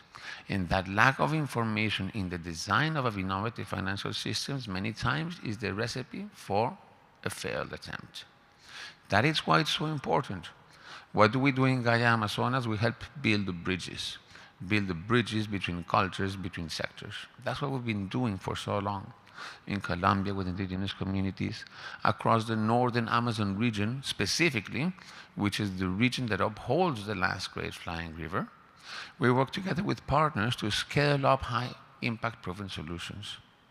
And more recently, we've been engaging with partners from the financial sector, looking into, okay, what are the key ways that we can engage impact bonds, and how can we actually build this together with communities through the integration of what indigenous local governments and organizations are setting with their indigenous focus. How can we integrate this with governments? How can we look at valuing the flying river, as Ralph just mentioned? And I would like to, now since we're here, to make a public announcement. This is not just on the bucket list. We are working on this actively. And recently, in Gaia Amazonas, we've managed to secure the first $500,000 to start the work with Ralph Chamie for valuing the Amazon's flying river. This is going to be a critical input, as has been mentioned, for the presidential summit in August of the American states. So the ball is rolling, and we need to get together. We heard it from the Secretary General of the OTCA, we heard it from the OEA, we heard it from everybody. The time to act is now. And the opportunity to engage in cross-sectoral efforts is now. The solutions are there, the cards are there, the commitments are there, the roadmap is there. The time is limited, but here we are. So I think that the critical thing here is, yes, is not seeing just indigenous peoples as beneficiaries. No, they are key stakeholders. Half of the Amazon basin is managed by indigenous peoples. It's about building meaningful and truthfully respectful joint construction, as the senator was saying. And that's the challenge that we have at hand. Yeah. Thank you, Francisco. And so I want to say hello to Svetlana and maybe ask the basic question that we started talking about, which is what are the main challenges for the financing of the protection of the Amazons that you have found, and what innovative mechanisms have been implemented that actually tackled those challenges in the Amazons? Yeah. Thank you very much, and apologies for being late. I had a grand tour of Colombian embassy, then residency of the ambassador, and finally I made it to the Organization of American States. So To your question, we were saying, you know, all the Latinos are here and you're not, so it must have been our fault or something, yeah. I guess. Well, residency looks great, so I know we all will enjoy it this afternoon. To your question, so I have been working very actively and hands-on on the issues of the nature finance in Amazon and Latin America, and in particular through our collaboration with the government of Brazil over the last 2 years. And it has been an eye-opening experience personally for me. I have spent my professional life, which now spans more than 25 years, difficult to believe, working on different issues related to finance, but I really have been wondering why nature finance is so difficult, and why, despite of acknowledgement how important is nature, so little attention and money goes into it. And my personal explanation, after pondering about this for a few years, is that we as human beings are much more drawn to something simple. We build the plant, we know how to build it, we know how to destroy it and build something new. How do you approach nature, right? Which is so immense and so complex, and it's much easier to live your life jumping from one simple thing to another. So within this philosophical context, I think that there are really two things which are worth one's life's work. One is how to measure nature, and second, how to create the completely new source of funding that could go into supporting certain dimensions of nature which never will be supported by existing mechanisms. So first, on how to measure nature. So Ralph started talking about this, and he used these words of how to put nature on balance sheet. So perhaps I will just try to explain this a little bit better. If you will open balance sheet financial statements of any big company, Coca-Cola or Adidas or any one of these, you would see this line which is called intangible assets, and it usually has a huge number in it. And what it is just the value of the mark. So the way it is measured is that if you are Adidas, if you were just a shoemaker and we are producing the same shoes, but you are the Adidas, what would be the difference in your revenue, right? So the concept of putting something intangible on the balance sheet, it's not new, right? The question is how to measure nature, which is once again very complex, and there are now attempts at address this, but there is still no consensus. But I do believe that in the next 2-3 years, we will see the consensus emerging. Second question is related to how to find money that would go into this, because key issue is that a lot of nature-related challenges, they don't have the direct associated revenue stream. Classic example is conservation of standing forests, right? If you are not looking at the forest on the edge, which potentially has the opportunity cost, but if you look at the totality of the Amazon forest, so there is no immediate and obvious revenue stream. So the traditional money are not going to come there, right? So you need to find the way to generate a sufficiently significant revenue stream which would support conservation of standing forests. And this is what we have, what we are working with Brazilians and others through this idea of the Tropical Forest Forever Fund. So the challenges, once again, your question was, what are the challenges and how to overcome them? First challenge is to understand what exactly we need to address, which requires breaking down this big, huge, complex issue of nature finance into small pieces. Second is measuring, assigning, attributing certain value to these different pieces, and then based on the nature of the underlying challenge, trying to find the revenue source, the finance, which would be able to address that particular part. And as I said, I truly believe that unless we come up with something conceptually different, there is not going to be a solution. I'm sorry to sound so negative, but it is what it is. So to address the challenge related to nature finance at scale, there needs to be some kind of breakthrough, both in the economic thinking, financial thinking, and financial instruments. So I'll stop here. Thank you, Svetlana. Listening to all of you, I was thinking that also because Martin pointed out in his presentation about the tipping point, because this discussion will be very interesting if we had 20 years to make decisions, but we don't. And we have a lack of data that you all point out. In the last panel also it was pointed out. Martin asked a very suggestive question, which is, okay, governments have done their part. Today, 40% or at least 25% of the land in the Amazon is taken care by the indigenous communities, and another 25% is under some kind of governmental protection, but we're still collapsing.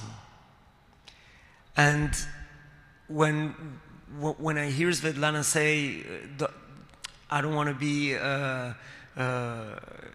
too negative, but this is a very big challenge that we are only starting to break down in small pieces and starting to understand what the way of the solution is. And I hear Ralph, for instance, starting to come up with a way of valuing the flying river, the Amazon. I mean, my last question for all of you will be, what are we going to do with time? Because this sounds, that we might be on the right way, we might be on the right path, but if we don't have time for it, what are the ways of pushing the accelerator forward in your perspective? What are the best mechanisms of making this faster? If there's any question, I think that will be my most important question, because it's a real concern for me. Well, I think Pacho said, and Martin too, that this is the political moment with COP30 in the Amazon, in Belém do Pará, and we need to take advantage of that political opportunity. That's what I would say. So I will focus on the consolidation of different efforts, and that is not limited to the governments. I am new to the environment community. I only have been working with this group of people for 2 years, and I was both impressed by the passion that many people put into this and their adherence to a particular set of ideas or initiative that they believe in. And I think that this kind of fragmentation of many beautiful ideas, it is also kind of killing an opportunity to do something big. So somebody got to give, and you need to identify 2 or 3 things which really can make a difference, and through your full weight, including indigenous people and local communities and advocacies and your outreach to governments, and then probably you will get somewhere. But if everybody will just sort of stubbornly follow in their particular set of things and work with their preferred philanthropies and their preferred organizations, you will be in the same place in 20 years. So.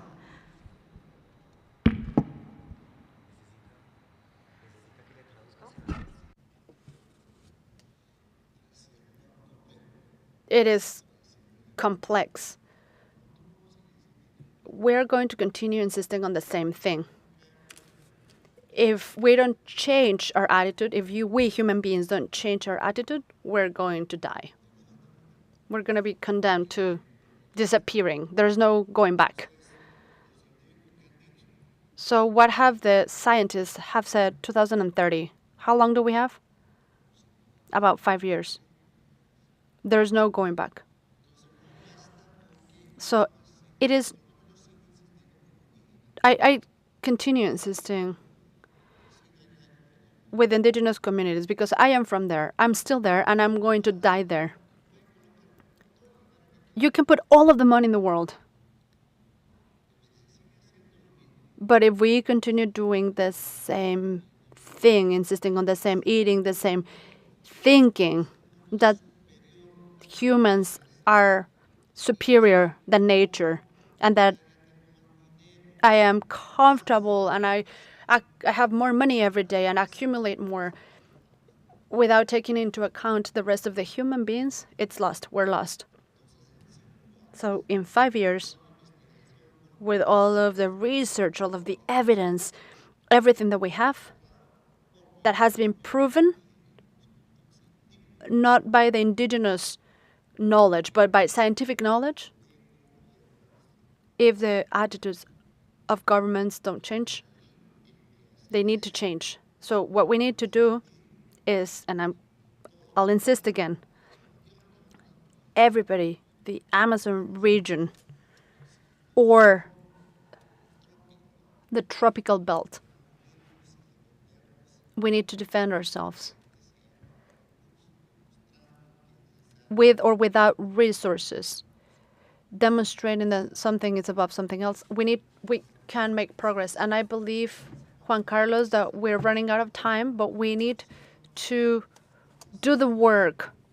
We need to share information, to show the world that we need to contribute with our forms, not only with money, with the way we see the world, and work on awareness, because this is our only home, our Maloca, which is the earth, and we think this is very complex. I think about this a lot, and I continue thinking about it. That attitude of continue to work in the Amazon every day. This isn't crazy. Rather, we can show this. If we don't start doing this, no one will do it. There are many people. I was in Belém do Pará 2 years ago, and there were so many people who want to defend and are defending the Amazon. In Cali, so many people. I think about those crowds of people, women, children, men, indigenous people, non-indigenous people. We need to find a way to bring them together and to protect our earth. And I cannot do justice to the question, which I think is a very important one. But I actually am quite optimistic and quite bullish on this. First of all, you know, I'm always reminded of my mom, who used to tell me, don't let the perfect be the enemy of the good. So, and I've been a practitioner in the financial markets for 32 years. So I'll tell you something. We can price even when there's imperfect data. So if you're waiting to have perfect data, that's an excuse for inaction. Okay? We start and you perfect later. Let's just start. But take heart. Let me go back to something I said. The largest asset management company in the world with trillions of dollars at their disposal, BlackRock, 2 days ago said nature is a new asset class. Let me clarify what they meant by that. Conservation has never bothered to look at markets. So markets have had a very bad relationship with nature, with the living nature. Markets have had a very good relationship with dead nature and extracted nature. What BlackRock was heralding to everybody was saying, now we see the light in the living nature. Let me use terminology. Nature has at least two functions. One is called the provisioning side, food, gas, oil, you know, all that stuff. But there's another side of nature, and that side we know how to price very well. What we never thought had any value was the regulating side of nature, nature that regulates climate, nature that enhances quality of the soil, of the water, and so forth. That's what BlackRock was talking about. They're saying this is the new asset class. Because the other one, we already know how to price it. That is a game changer, because before you ask for action, you have to change the mindset. The mindset is very important, change in the mindset. And what the financial markets are saying, now we see the value in the living nature, living for itself. Now, what we have to do, we have to reach across, not point fingers at each other because we are in the 11th hour. We need to reach across and bring them on board and say, okay, let's fix this problem. Thing with markets, they're not politicians, so with all due respect, they can move very quickly. They have the resources, and it's the tail that wags the dog, with all due respect. So let's engage the markets, but we engage the markets under conditions. One, nature will be looked after in perpetuity, nature. And two, you cannot look after nature in perpetuity if you don't look after the stewards of nature in perpetuity.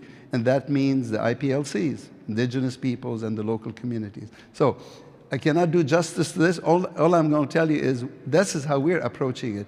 We are actually creating markets around the living nature that is nature positive and that is equitable. Take heart. It's going to happen sooner than you think. Excellent. Thank you very much.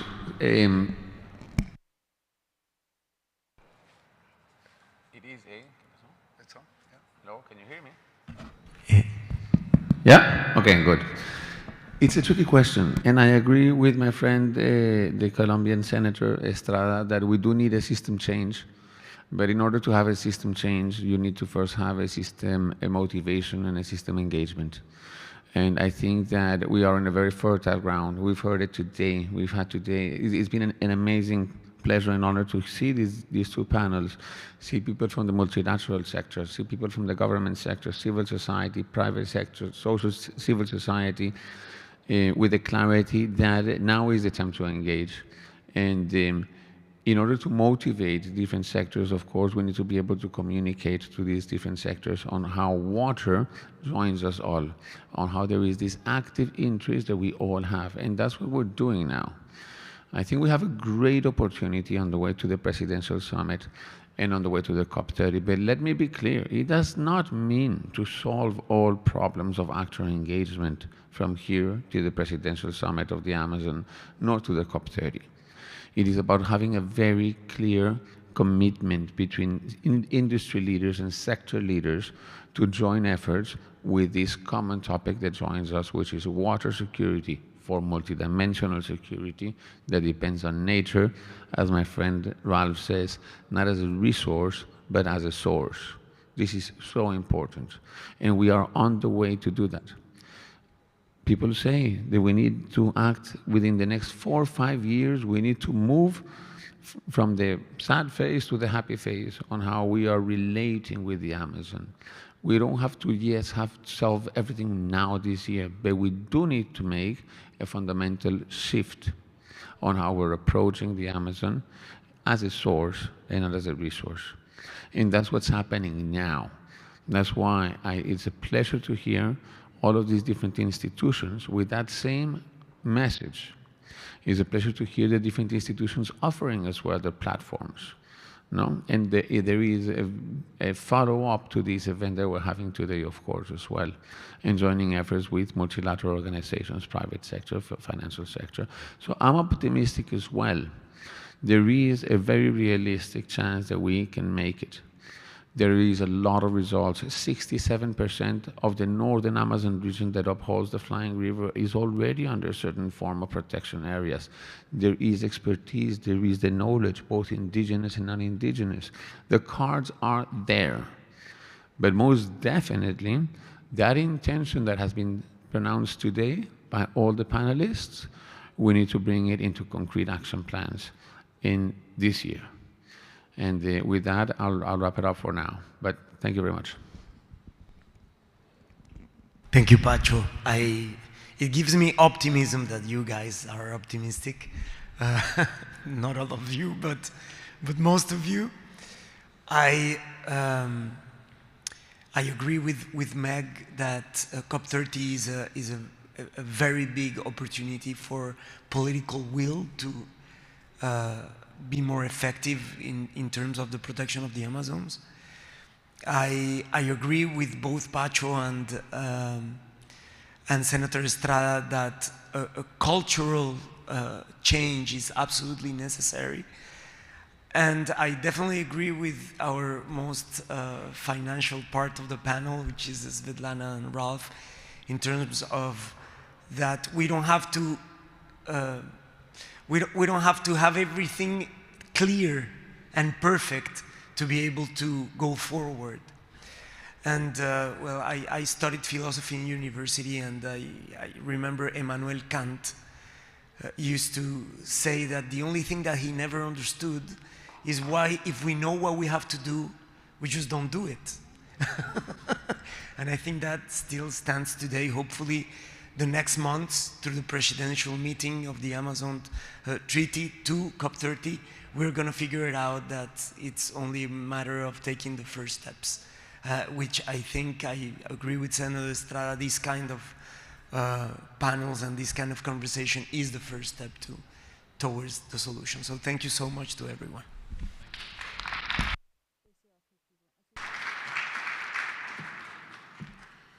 Thank you so much to the panelists and moderator. Can you stand up, please, for a picture? And I would like to introduce the General Cesar Parra, Head of Cooperation, to give us a brief conclusion. Quédense ahí, tranquilo, quédense. Ahorita. Bueno, un saludo para todos. Greetings to all. On behalf of our ambassador from Colombia to the United States, warm greetings. I'd like to conclude by summarizing this important event. We've heard the context of the Amazon from Martin and from all the panelists, and I think that the Amazon context has to do with the armed conflict, the social, economic, and political dynamics that affect the Amazon, deforestation, illegal mining, and we just said we don't have the culture and we destroy nature and trees. And so it is important to have governments being coordinators, to have stakeholders coordinating, and look for the whole and include our indigenous people and the flying rivers to conserve them. That's what we need. We need financing to be able to develop resources in the Amazon. Martin said it this morning, that center, which is the ACTO, which is seeking to work with the government and a roadmap to the COP30. And that will be the presidential summit. We must join efforts. And as Marcela said, we need technology, we need innovation. Seek those dynamics that allow us to have a joint roadmap. This event has been important to kick off our strategic leadership, as our senators have said. How can we begin? Well, we began with this activity. Accordingly, we hope that some lessons learned have been highlighted today. Thank you to everyone for your contributions. Thank you for your company. Thank you to the ambassador for being here. Thanks to those who are from other countries. Thanks to those who are listening to us. And also I acknowledge to Ambassador Peña, who wasn't able to be here. Our respects. We want to thank you, and we invite you to the embassy this afternoon. We will continue our discussion there, and an applause to everyone. Thank you.